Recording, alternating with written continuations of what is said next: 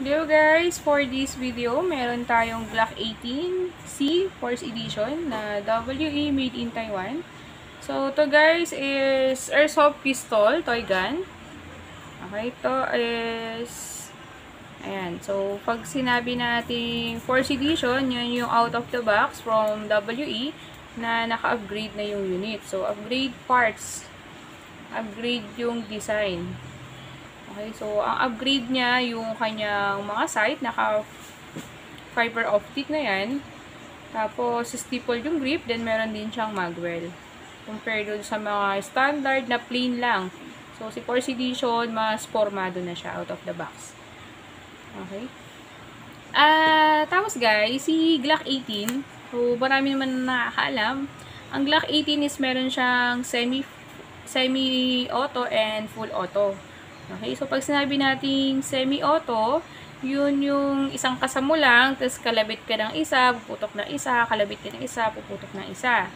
Ang full auto naman is, hanggat hindi mo binibitawan yung trigger, tuloy-tuloy yung putok niya. Okay, para siyang machine gun. Ganun. Ganun ibig sabihin ng full auto. So, sa Glock 18 is ganong klase. Meron din naman ibang Glock na may full auto din, like Glock 35, Glock 23, 26, yan. Sila yung may mga full auto. Okay?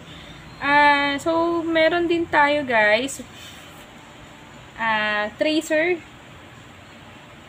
So, try din natin i-test to. Ito yung ito yung unit na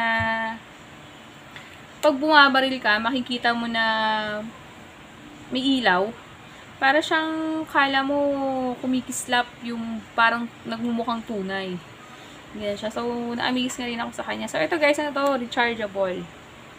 Ayan. Babaklasin yan. Tapos, sa loob, meron parang USB o USB siya. Yan. Yun yung dyan ka mag-charge. Para kasi gagana yung mga ilaw niya. Kasi ito yung kanyang on-off. Yung switch na yan. On-off button yan para gumana yung ilaw niya. So, every time na puputok ka, iilaw siya. So, mamaya-maya, test natin. Okay. So, kabit muna natin yung ating tracer para, ito kasi siya guys, yung tracer na to, meron na siyang adapter. Naka-fix na yung adapter na yan. Pag threaded barrel po yung unit mo, so, pwede mo na agad siyang ikabit dun sa pistol. So, ito pala guys, ito yung tracer. Ang tawag pala sa kanya is Spitfire Tracer. Yan yung parang pag pumuputok ka, magmumukha siyang apoy. Parang umaapoy yung muzzle ng pistol mo. Or kaya pwede mo din siyang ikabit kahit sa rifle. Ayan. So, testing natin guys. Actually, nakita ko to na ang ganda naman. Parang nagmas mukha siyang tunay. Okay. So, testing natin guys. Pero toy gun lang pa rin naman siya, syempre. Okay. So, para lang din siya ang pagkabit ng ating suppressor. Ayan. Diretso na siya guys. Naka-fix na yung kanyang adapter. Then, yan. Ikot lang natin siya sa ating threaded barrel. Ayan. Okay. Hindi mas formado pa rin siya, di ba? Ay, load tayo guys ng BBs and gas para matest fire natin yung unit. Pag nag-load guys ng gas, ng BBs, siyempre, ingatan natin yung spring na hindi natin biglang mabibitawan. Okay? Siyempre, pag maglalaro tayo, lagi natin iingatan yung mga unit natin. Ayan. Then, ang tamang paglagay ng bala, kailangan nakaayos. Kasi minsan, pwede kang maka-encounter na nagbi-miss yung bala or nagja-jump kasi nga, minsan nahihirapan itong itulak yung mga BBs. So, kailangan mas okay na lagi silang nakaayos na ganyan. Okay, then, paalala din kung paano yung tamang paglagay ng gas, kailangan nakaganyan. Okay, so hindi pwedeng naka-side or nakatayo. So, kailangan pag ganyan yung paglagay ng ating gas. So, ito yung ating available na gas ngayon. Mighty Gas, number 12. Nabusan tayo ng 5 dyno na black. Pero okay din siya guys. Magandang klase rin. Okay? So, test natin yung ating Spitfire tracer. And syempre, test din natin yung ating unit. Yung unit na to is para to kay Sir Harvey. Ayan. Pero wala siyang order na tracer eh. Bali, tinesting ko na rin para magawa natin ang video. Okay, so always trigger finger out. Pag naghahawak tayo ng baril, yan ang lagi nating paalala. Lagi tayo magpa-practice ng tamang paghawak. Okay, tapos syempre, ang baril natin kailangan nakatutok lang sa target. Iwasan natin na meron tayong masaktan or masira. Okay, kailangan lagi na sa target lang para for safety. Always trigger finger out. Syempre, ang mga force edition, meron tayong naka-magwell. Kailangan, pag naglalagay tayo ng magazine, may impact. Okay? Tapos, ang mag-release ng force edition, mas malapad.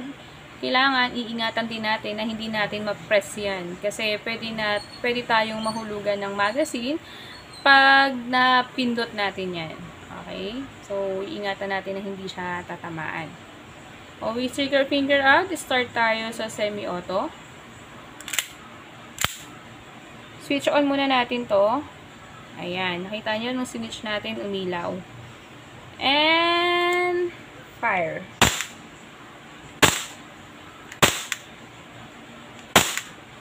Switch ko siya sa full auto. Bababa ko lang to for full auto. Ayun. Wow. Angas. Ayun, di ba? Ang ganda ng Spitfire. Para siyang, kala mo umaapoy yung dulo. Parang naglalabas ka ng tunay na bala. Pero, bibis pa rin siya. Ayun, di ba? Then, meron tayong extra magazine pa. Test rin natin yung extra magazine natin. Switch ulit tayo sa ating semi-mode. And, test fire tayo.